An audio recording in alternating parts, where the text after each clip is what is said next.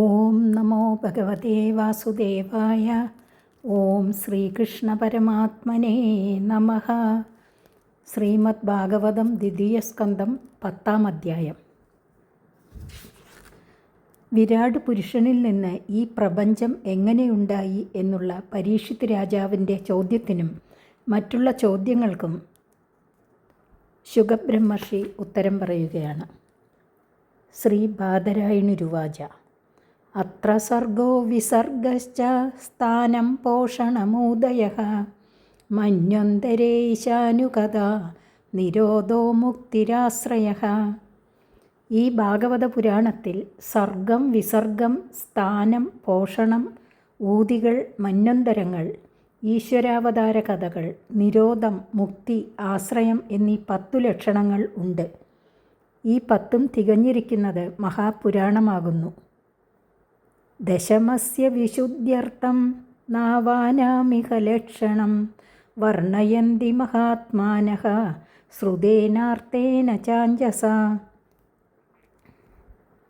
മഹാത്മാക്കൾ ഇവയിൽ 10ാമതായ ആശ്രയത്തിൻ്റെ തത്വം സ്പഷ്ടമാക്കുവാൻ വേണ്ടി വേദത്തിൽ പ്രതിപാദിച്ച സ്വരൂപത്താലും അതിൻ്റെ താൽപ്പര്യത്താലും സർഗാദികളായ 9ൻ്റെയും ലക്ഷണങ്ങളെ വ്യക്തമായി പറയുന്നു. 10ാമത്തെ ആശ്രയത്തെ നന്നായി ബോധിപ്പിക്കുന്നത് തന്നെ പുരാണത്തിൻ്റെ ഉദ്ദേശം. പുരാണങ്ങളിൽ കാണുന്ന സ്തുതികൾ സാക്ഷാൽ ശ്രുതിബ്രഹ്മത്തെ ഏതുവിധം ബോധിപ്പിക്കുന്നുവോ ആ രീതിയിലും അതാതു കഥകളിൽ താൽപ്പര്യവൃത്തി സ്ഥാനീയമായ അർത്ഥം കൊണ്ടും ബോധിപ്പിക്കുന്നു. അതുകൊണ്ട് 10 ലക്ഷണങ്ങളും ഒരേ വിധത്തിൽ ബ്രഹ്മത്തിൽ തന്നെ പര്യവസാനിക്കുന്നതിൽ നാനാത്വശങ്കയ്ക്ക് അവകാശമില്ല. ഭൂതമാത്രേന്ദ്രിയാം ജന്മ സർഗ ഉദാഹൃതഃ ബ്രഹ്മണോ ഗുണവൈഷമ്യാത് വിസർഗ പൗരുഷസ്മൃതഃ. ആകാശാദികളായ ഭൂതങ്ങൾ, ശബ്ദാദികളായ മാത്രകൾ, കണ്ണ് മുതലായ ഇന്ദ്രിയങ്ങൾ, മനസ്സ് മുതലായ അന്ധക്കരണങ്ങൾ, ഇവകൾ ഗുണങ്ങളുടെ ശോഭം നിമിത്തം പരമാത്മാവിൽ നിന്നുണ്ടായി എന്ന് കാണിക്കുന്നത് സർഗം എന്ന് പറയപ്പെടുന്നു. വൈരാജൻ എന്ന് പറയുന്ന പുരുഷനാൽ ചെയ്യപ്പെടുന്ന ചരാചരാത്മകമായ സൃഷ്ടിക്ക് വിസർഗം എന്നാണ് പേർ. സ്ഥിതിർവൈകുണ്ഠ വിജയഃ പോഷണം തദനുഗ്രഹഃ മന്വന്തരാണി സദ്ധർമ്മ ഉദയകർമ്മവാസനാഃ. ഭഗവാന്റെ അവതാരങ്ങളാൽ ലോകങ്ങളെ മര്യാദ തെറ്റാതെ പാലിക്കുന്നത് സ്ഥാനം എന്നും ആ ഭഗവാൻ ചെയ്യുന്ന അനുഗ്രഹത്തിന് പോഷണം എന്നും ഭഗവാന്റെ അനുഗ്രഹം സിദ്ധിച്ച മനു മുതലായവർ അനുഷ്ഠിച്ച ശോഭനധർമ്മങ്ങൾക്ക് മന്വന്തരങ്ങളെന്നും കർമ്മവാസനകൾക്ക് ഊതികൾ എന്നും പേർ. കർമ്മങ്ങൾ കൊണ്ടാണല്ലോ പ്രപഞ്ചത്തിൽ അഭിവൃദ്ധി കാണപ്പെടുന്നത്. ഊതികൾ അഭിവൃദ്ധികളെന്നു സാരം. അവതാരാനുചരിതം ഹരേശ്ചസ്യാനുവർത്തിനാം പുംസാമീശ കഥാ പ്രോക്ത ജ്ഞാനാഖ്യാനോപബൃംഹിതാഃ. വിഷ്ണുവിൻ്റെ അവതാര ചരിത്രവും വിഷ്ണു ഭക്തന്മാരുടെ അനേകങ്ങളായ കഥകളും ഈശാനുചരിതം എന്ന് പറയപ്പെടുന്നു. അവതാരാനുചരിതം ഹരേ അസ്യാനുവർത്തിനാം പുംസാമീശ കഥാ പ്രോക്ത ജ്ഞാനാഖ്യാനോപബൃംഹിതാഃ. വിഷ്ണുവിൻ്റെ അവതാര ചരിത്രവും വിഷ്ണു ഭക്തന്മാരുടെ അനേകങ്ങളായ കഥകളും ഈശാനുചരിതം എന്ന് പറയപ്പെടുന്നു. നിരോധോസ്യാനുശയനം ആത്മനഃ സഹശക്തിഭിഃ മുക്തിർഹിത്യന്യഥാരൂപം സ്വരൂപേണ വ്യവസ്ഥിതിഃ. വിഷ്ണു യോഗനിദ്രയെ പ്രാപിക്കുന്ന സമയം ഈ ജീവൻ ഇന്ദ്രിയാന്തകരണങ്ങളാകുന്ന സ്വശക്തികളോടുകൂടെ ഭഗവാനിൽ ലയിക്കുന്നതിന് നിരോധമെന്നും അവിദ്യയാൽ ശരീരാദികളെ ആത്മാവെന്ന് വിചാരിക്കുന്നതായ ഭ്രമത്തെ ഉപേക്ഷിച്ച് ബ്രഹ്മസ്വരൂപമായിരിക്കുന്നതിന് മുക്തി എന്നും പേർ. ആഭാസശ്ച നിരോധശ്ച യദശ്ചാദ്യവസീയതേ സ ആശ്രയ പരം ബ്രഹ്മ പരമാത്മേതി ശബ്ദ്യതേ. ജഗത്തിൻ്റെ ഉൽപ്പത്തിയും പ്രളയവും ആരെ ആശ്രയിച്ചു നടക്കുന്നുവോ, ആർ ഈ ലോകത്തെ ഈ കാണുന്ന വിധത്തിൽ പ്രകാശിപ്പിക്കുന്നുവോ, ആരിൽ ലയിക്കുമ്പോൾ ഈ ലോകം ഈ വിധത്തിൽ കാണപ്പെടാതിരിക്കുന്നുവോ ആ വസ്തു ഈ ലോകത്തിൻ്റെ ആശ്രയമാകുന്നു. പരബ്രഹ്മമെന്നും പരമാത്മാവെന്നും പേർ പറയപ്പെടുന്ന ആ വസ്തുവിന് ആശ്രയം എന്നു തന്നെ ആചാര്യന്മാർ പേരിട്ടിരിക്കുന്നു. യദ്യാത്മികോയം പുരുഷഃ സോസാവേവാദിദൈവികഃ യസ്തത്രോഭയവിച്ഛേദഃ പുരുഷോ ഹ്യാദിഭൗതികഃ.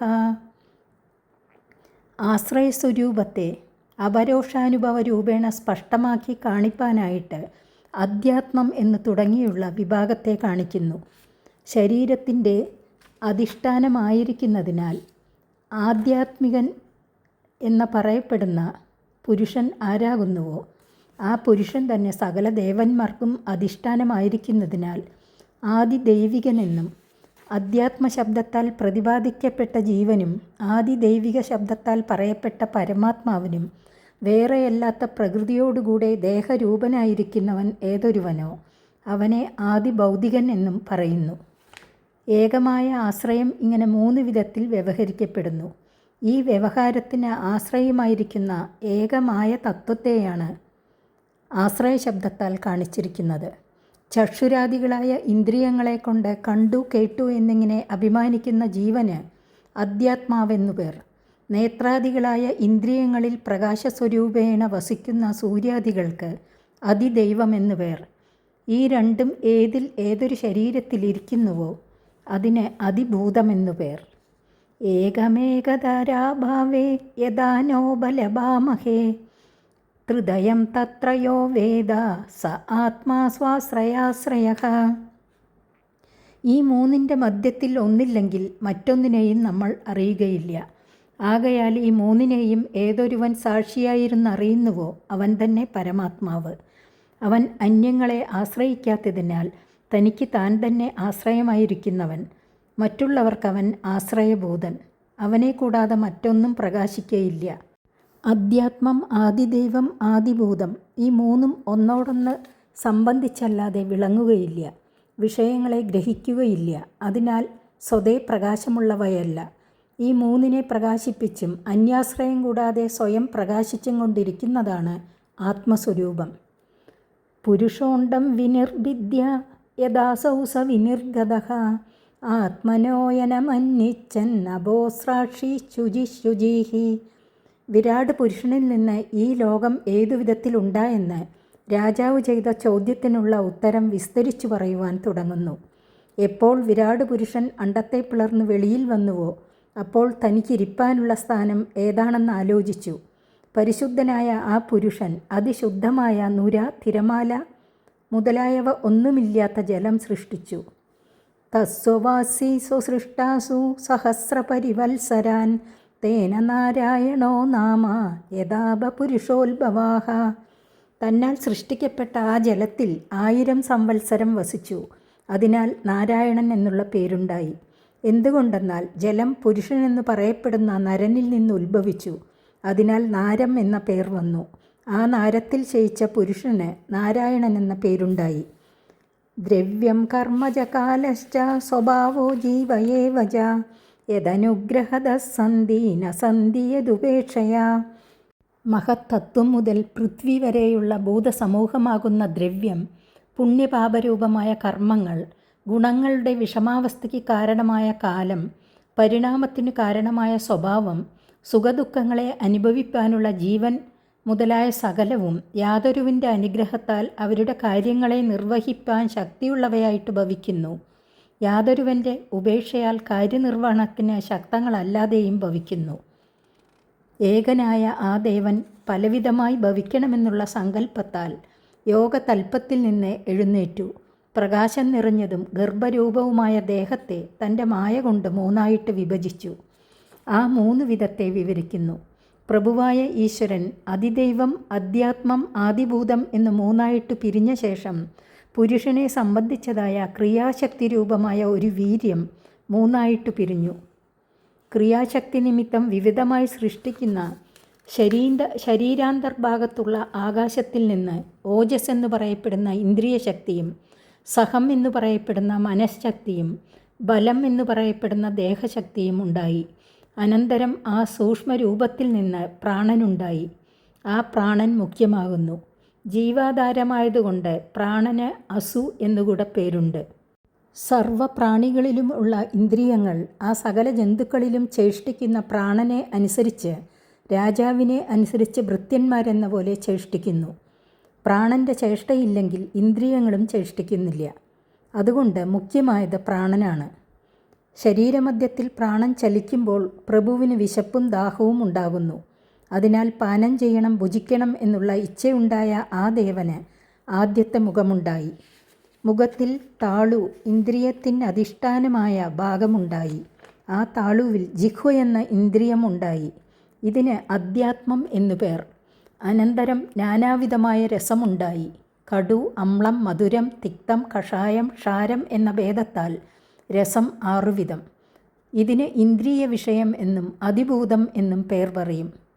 ഇതിൻ്റെ അതിദൈവം വരുണൻ കൂടെ പിന്നെയുണ്ടായി എന്ന് ധരിക്കേണ്ടതാകുന്നു. ഇങ്ങനെ അധിഷ്ഠാനം, ഇന്ദ്രിയം, വിഷയം, ദേവത എന്ന് 4 വക ഭേദമുണ്ടായി എന്ന് എല്ലാ ദിക്കിലും ധരിക്കേണ്ടതാകുന്നു. മുഖാധിഷ്ഠാനം താളു, നാവ് ഇന്ദ്രിയം, രസം വിഷയം, വരുണൻ ദേവത. ഈ മട്ടിൽ നേത്രാദികളെ പറയുമ്പോഴും ധരിച്ചുകൊള്ളണം.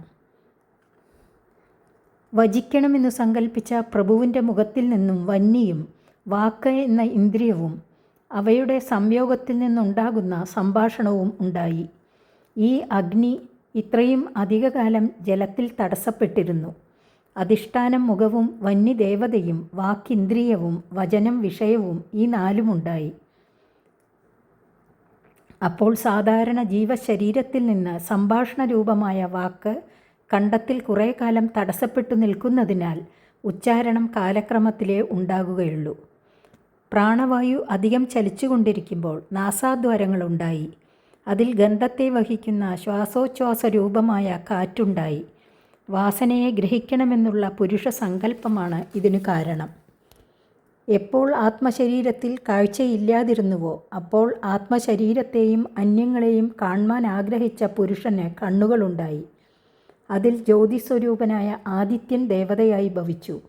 ചക്ഷുസ് എന്ന ഇന്ദ്രിയം, രൂപഗ്രഹണങ്ങൾ അതിൻ്റെ വിഷയപ്രവൃത്തികൾ, നേത്രങ്ങൾ അധിഷ്ഠാനം, സൂര്യൻ ദേവത, രൂപം വിഷയം, രൂപജ്ഞാനം ബലം. വേദങ്ങൾ സ്തോത്രം ചെയ്ത് ഉണർത്തുമ്പോൾ ആ സ്തോത്രങ്ങളെ ഗ്രഹിക്കണമെന്നു സങ്കല്പിച്ച പുരുഷന് കർണങ്ങളുണ്ടായി. അതിൽ ദിക്കുകൾ ദേവതയായി ഭവിച്ചു. ശ്രോത്രം ഇന്ദ്രിയം, ശബ്ദം വിഷയം, ശബ്ദഗ്രഹണം ബലം. കർണങ്ങൾ അധിഷ്ഠാനം, ശ്രോത്രം ഇന്ദ്രിയം, ദിക്കുകൾ ദേവത, ശബ്ദം വിഷയം എന്നീ 4ഉമുണ്ടായി. ദ്രവ്യത്തിൻ്റെ മൃദുത്വം, കാഠിന്യം, ലഘുത്വം, ഗുരുത്വം, ഈഷദൂഷ്ണത്വം, ശീതത്വം എന്നീ ഗുണങ്ങളെ അറിവാൻ ആഗ്രഹിച്ചപ്പോൾ പുരുഷന് ത്വക്കുണ്ടായി. ത്വക്കിന്ദ്രിയത്തിന് അധിഷ്ഠാനമായ ചർമ്മമുണ്ടായി. അതിൽ രോമങ്ങളുണ്ടായി. അതിൽ അഭിമാനി ദേവത വായു. രോമങ്ങൾ വൃക്ഷങ്ങളായി ഭവിച്ചു. നാനാ കർമ്മങ്ങളെ ചെയ്യുവാൻ ഇച്ഛിച്ച പുരുഷന് കൈകളുണ്ടായി. അതുകളിൽ ബലത്തിൻ്റെ അധിപനായ ഇന്ദ്രൻ ദേവതാ ഇന്ദ്രിയങ്ങളുടെയും ദേവതകളുടെയും സംയോഗം നിമിത്തം ജനിക്കുന്നതായ ആദാനമെന്ന പ്രവൃത്തിയും ഭവിച്ചു.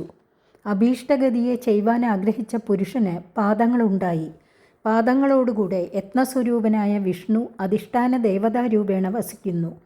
മനുഷ്യർ ഗമനാഗമനാദി കർമ്മങ്ങളിൽ യത്നത്തിനുപകരിക്കുന്ന സാധനമായ ഹവ്യത്തെ സമ്പാദിക്കുന്നു.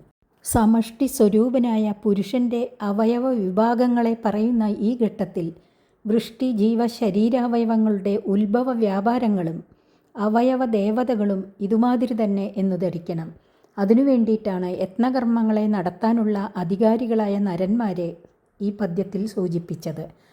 സന്താനം, സ്ത്രീ സംയോഗസുഖം, പിതൃഘടം തീർക്കുന്നതുകൊണ്ടുണ്ടാകുന്ന ആനന്ദം ഇവയെ ആഗ്രഹിച്ച പുരുഷന് അതിനുപകരിക്കുന്ന അധിഷ്ഠാനമായ ശിശ്നം ഉണ്ടായി. അതിനെ ആശ്രയിച്ചിരിക്കുന്ന ഇന്ദ്രിയത്തിന് ഉപസ്ഥം എന്നു പേർ. അതിൻ്റെ ദേവത പ്രജാപതി.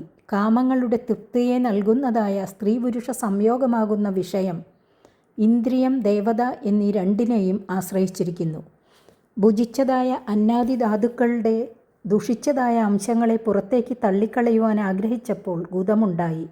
അതിനെ ആശ്രയിച്ചിരിക്കുന്നതായ ഇന്ദ്രിയം പായു. മിത്രൻ ദേവത. മലത്തിൻ്റെ ഉത്സർഗം പുറത്തേക്ക് കളയുന്നതായ വൃത്തി വിഷയം. ഈ ശരീരത്തിൽ നിന്ന് വെളിക്ക് സഞ്ചരിച്ച് മറ്റൊരു ശരീരത്തെ സ്വീകരിപ്പാൻ ആഗ്രഹിച്ച പുരുഷന് അപാനവായുവിൽ നിന്ന് നാഭിദ്വാരമുണ്ടായി. അതിൽ അപാനമെന്ന ഇന്ദ്രിയവും അതിൻ്റെ ദേവതയായി മൃത്യുവും ഇന്ദ്രിയ ദേവതകളെ ആശ്രയിച്ചിരിക്കുന്നതായ ദേഹവിയോഗരൂപമായ മരണവും ഉണ്ടായി. അന്നപാനങ്ങളെ ആദാനം ചെയ്യുവാൻ ഇച്ഛിച്ചപ്പോൾ കുക്ഷിയാകുന്ന അധിഷ്ഠാനവും ആന്ത്രങ്ങളും നാഡികൾ ആകുന്ന ഇന്ദ്രിയവും കുക്ഷിയുടെ നേതാവായിട്ട് സമുദ്രവും നാഡികളുടെ നേതാവായിട്ട് നദികളും ഉദരത്തെ ഭരിക്കുന്നതുകൊണ്ടുള്ള തുഷ്ടിയും രസപരിണാമം കൊണ്ട് ശരീരത്തിനുണ്ടാകുന്ന പുഷ്ടിയും ഇന്ദ്രിയ ദേവതകളുടെ സംയോഗം നിമിത്തമുള്ള ഈ രണ്ടു ബലവും ജനിച്ചു. ആത്മാവിൻ്റെ പ്രകൃതികാര്യത്തെക്കുറിച്ച് ചിന്തിപ്പാൻ ആഗ്രഹിച്ചപ്പോൾ ഹൃദയമുണ്ടായി. അതിൽ ചിന്തിക്കുന്ന ഇന്ദ്രിയം മനസ്സ്, അതിൻ്റെ ദേവത ചന്ദ്രൻ, സങ്കല്പം വിഷയം, അഭിലാഷം സാധിക്കുന്നത് ബലം. അതിദൈവം, അധ്യാത്മം, ആദിഭൂതം എന്നീ ഭേദങ്ങളെ വേർതിരിച്ചു കാട്ടിയ ശേഷം അതിൻ്റെ അംശഭൂതങ്ങളായ ധാതുക്കളുടെ സ്വരൂപത്തെ പറയുന്നു. സൂക്ഷ്മമായിട്ടും പുറമേ വ്യാപിച്ചിരിക്കുന്നതുമായ ത്വക്ക്, അതിൻ്റെ അന്തർഭാഗത്തുള്ളതും സ്ഥൂലമായിരിക്കുന്നതുമായ ചർമ്മം, മാംസം, രുധിരം, മേധസ്, മജ്ജ, അസ്ഥി എന്നീ 7 ധാതുക്കൾ, ഭൂമി, ജലം, വന്നി എന്നീ 3 ഭൂതങ്ങളുടെ വികാരങ്ങളായിട്ടുണ്ടായി. ആകാശം, ജലം, വായു ഈ 3ൻ്റെയും സമുദായ രൂപമായിട്ട് പ്രാണനും ഉണ്ടായി.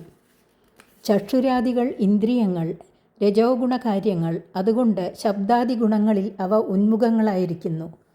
ഗുണങ്ങളാകട്ടെ ഭൂതാദിയായ അഹങ്കാരത്തിൻ്റെ കാര്യങ്ങൾ. മനസ്സ് കാമാദികളായ സർവ്വവികാരങ്ങളുടെ സ്വരൂപമാകുന്നു. ബുദ്ധി വിജ്ഞാന സ്വരൂപമാകുന്നു. പലവിധമായ ജ്ഞാനത്തിൻ്റെ സ്വരൂപമായിരിക്കുന്നതല്ലാതെ പരമാർത്ഥത്തെ മാത്രം ഗ്രഹിക്കുന്നതല്ല ബുദ്ധി.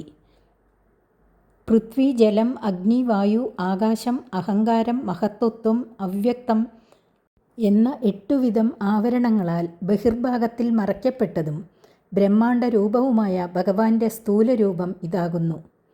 ഇതിൻ്റെ വിവരണം ഞാൻ അങ്ങയോട് പറഞ്ഞു.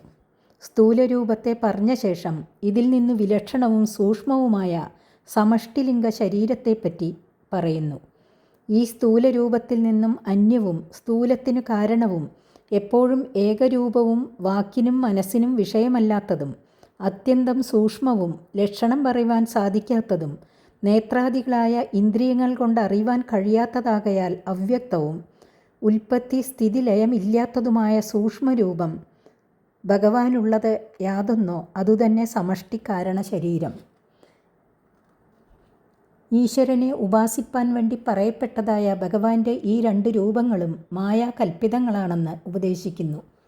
സ്ഥൂല സൂക്ഷ്മങ്ങളായ ഭഗവാന്റെ ഈ 2 രൂപങ്ങളും ഉപാസിപ്പാനുള്ള മാർഗമായിട്ട് ഞാൻ അങ്ങയോട് ക്രമത്തിൽ വർണ്ണിച്ചു. ഈ 2 രൂപങ്ങളെയും വിവേകികൾ പരമാർത്ഥങ്ങളായിട്ട് ധരിക്കുന്നില്ല. എന്തുകൊണ്ടെന്നാൽ ഈ 2 രൂപങ്ങളും പ്രകൃതി കാര്യങ്ങളാകയാൽ പ്രകൃതിയിൽ നിന്നും പരനായിരിക്കുന്ന ഈശ്വരന് രൂപകൽപ്പനം പരമാർത്ഥമല്ലെന്നു കരുതി വിദ്വാൻമാർ ഈ 2 രൂപങ്ങളിൽ നിന്നും അതീതനാണ്. ഭഗവാൻ സർവാത്മാവായിരിക്കുന്നുവെന്ന് പറഞ്ഞിട്ടുള്ളതിനെ ഉറപ്പിക്കുവാൻ ആ ഭഗവാൻ ഏകൻ ബ്രഹ്മാതിരൂപേണ സൃഷ്ട്യാദി ലീലകളെ നടത്തുന്നുവെന്ന് കാണിക്കുന്നു.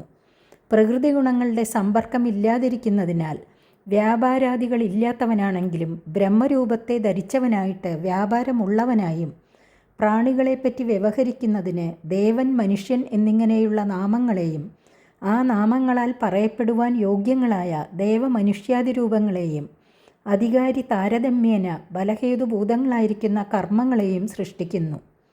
നാമരൂപ ക്രിയാദി ഭേദേന പറയപ്പെടുന്നതിനെല്ലാം സത്യാധിഷ്ഠാനം ഭഗവാൻ ഏകൻ തന്നെ. ബ്രഹ്മാവ് നിർമ്മിക്കുന്ന രൂപഭേദങ്ങളെ വിസ്തരിച്ചു പറയുന്നു. ഹേ മഹാരാജാവേ, പ്രജാപതികൾ, മനുക്കൾ, ദേവന്മാർ, ഋഷികൾ, പല പിരിവുള്ള പിതൃക്കൂട്ടങ്ങൾ, സിദ്ധന്മാർ, ചാരണന്മാർ, ഗന്ധർവന്മാർ, വിദ്യാധരന്മാർ, അസുരന്മാർ, ഗുഹ്യകന്മാർ, കിന്നരന്മാർ, അപ്സരസ്സുകൾ, നാഗങ്ങൾ, സർപ്പങ്ങൾ, കിംപുരുഷന്മാർ, ഉരഗങ്ങൾ, മാതൃക്കൾ, രാക്ഷസന്മാർ, പിശാചുക്കൾ, പ്രേതങ്ങൾ, ഭൂതങ്ങൾ, വിനായകന്മാർ, കൂഷ്മാണ്ഡഗ്രഹങ്ങൾ, ഉന്മാദ ദേവതകൾ, വേതാളങ്ങൾ, യാതുദാനന്മാർ, ഗ്രഹങ്ങൾ, പക്ഷികൾ, മൃഗങ്ങൾ, പശുക്കൾ, വൃക്ഷങ്ങൾ, ഗിരികൾ, മലമ്പാമ്പുകൾ ഈ വക രൂപങ്ങളെ സൃഷ്ടിക്കുന്നു. കർമാനുസാരേണ ബഹുവിധ ശരീരങ്ങളിൽ ജീവരൂപേണ ഭഗവാൻ തന്നെ വ്യാപരിക്കുന്നു. ജലത്തിലും സ്ഥലത്തിലും വസിക്കുന്ന സ്ഥാവരങ്ങൾ, ജംഗമങ്ങൾ എന്ന രണ്ടു വിധത്തിൽ ഉൾപ്പെടുത്താവുന്നവയും ജരായുജങ്ങൾ, അണ്ഡജങ്ങൾ, സ്വേദജങ്ങൾ, ഉദ്ഭിജങ്ങൾ എന്ന 4 വിധത്തിൽ പറയപ്പെടാവുന്നവയും ആയ സൃഷ്ടിവർഗങ്ങളെയും മറ്റുള്ള സകല നാമരൂപങ്ങളെയും ബ്രഹ്മാവ് സൃഷ്ടിക്കുന്നു. കർമ്മഗതികൾ എത്ര വിധമെന്നും അവയുടെ സ്വരൂപങ്ങൾ ഏതു വിധം ഉള്ളവയെന്നും രാജാവ് ചെയ്ത ചോദ്യത്തിന് ഇപ്രകാരമുള്ള രൂപഭേദങ്ങളുടെ സൃഷ്ടിക്ക് ജീവാദൃഷ്ടങ്ങൾ തന്നെ കാരണം എന്നു കാണിപ്പാൻ ഇവിടെ തന്നെ ഉത്തരം പറയുന്നു. ഉത്തമ പ്രാണിവർഗത്തിൽ സത്വഗുണം അധികമുള്ളതിനാൽ അവ ശ്രേഷ്ഠങ്ങൾ. അധമ പ്രാണിവർഗത്തിൽ തമോ ഗുണം അധികരിച്ചിരിക്കുന്നതിനാൽ അവ നികൃഷ്ടങ്ങൾ. മധ്യമ പ്രാണിവർഗത്തിൽ ഈ 3 ഗുണങ്ങളുടെയും സ്വഭാവങ്ങൾ ഇടകലർന്നു കാണപ്പെടും. ഇതിന് ആ ജീവന്മാർ ജന്മാന്തരങ്ങളിൽ ചെയ്ത പുണ്യം, പാപം, മിശ്രം എന്ന 3 വിധം കർമ്മങ്ങൾ കാരണങ്ങളാകുന്നു. കർമ്മങ്ങളെ ഇങ്ങനെ 3 വിധമായിട്ടും അവയുടെ ഫലങ്ങളെ ദേവമനുഷ്യ തിര്യകാദികളായിട്ടും അനുഭവിക്കുവാൻ തക്കവിധം സൃഷ്ടി നടത്തുന്നത് ബ്രഹ്മാവിൻ്റെ അധികാരമാണ്. ഹേ രാജാവേ, സത്വം, രജസ്, തമസ് എന്ന 3 ഗുണങ്ങളിൽ നിന്ന് ദേവന്മാർ, മനുഷ്യർ, തിര്യക്കുകൾ എന്നീ 3 വിധം ഗതിഭേദങ്ങൾ ഉണ്ടാകുന്നു. സത്വം അധികരിക്കുമ്പോൾ പുണ്യകർമ്മം ചെയ്യും, അപ്പോൾ ഉത്തമന്മാരായ ദേവന്മാരായിട്ട് ഭവിക്കും. തമസ് അധികരിക്കുമ്പോൾ അധമങ്ങളായ കർമ്മങ്ങളുടെ ഫലമായിട്ട് തിര്യക് ജന്തുക്കളായിട്ട് ഭവിക്കും. രജസ് അധികരിക്കുമ്പോൾ പുണ്യപാപം മിശ്രമായ കർമ്മങ്ങൾ ചെയ്യും, അപ്പോൾ മനുഷ്യരായിട്ടും ഭവിക്കും. അതിനാൽ ഗതികൾ ഇങ്ങനെ 3 വിധത്തിൽ ഭേദിക്കുന്നു. അതാതു ഫലങ്ങൾ അനുഭവിക്കുവാനുള്ള സ്വർഗം, നരകം, ഭൂലോകം ഇങ്ങനെ സ്ഥാനങ്ങളും 3ആയിട്ട് ഭേദിക്കുന്നു. ഈ ഓരോ വകുപ്പുകളിൽ കാണപ്പെടുന്ന ബഹുവിധ ഭേദങ്ങൾക്കും കാരണം സത്വാദി ഗുണങ്ങളുടെ താരതമ്യമാകയാൽ അനേക ഗതിഭേദങ്ങൾ കണ്ട് പരിഭ്രമിക്കേണ്ടതില്ല. ഓരോ ഗുണങ്ങളും മറ്റോരോ ഗുണങ്ങളാൽ ആക്രമിക്കപ്പെടുമ്പോൾ അവയുടെ സ്വഭാവത്തിന് തടസ്സം നേരിടുന്നു. അതുകൊണ്ടാണ് 3 വിധം ഗതിഭേദങ്ങൾ ഉണ്ടാകുന്നത്. ബ്രഹ്മരൂപേണ സൃഷ്ടിക്കുന്നുവെന്ന് കാണിച്ചതിന് ശേഷം വിഷ്ണുരൂപേണ രക്ഷിക്കുന്നുവെന്ന് കാണിക്കുന്നു.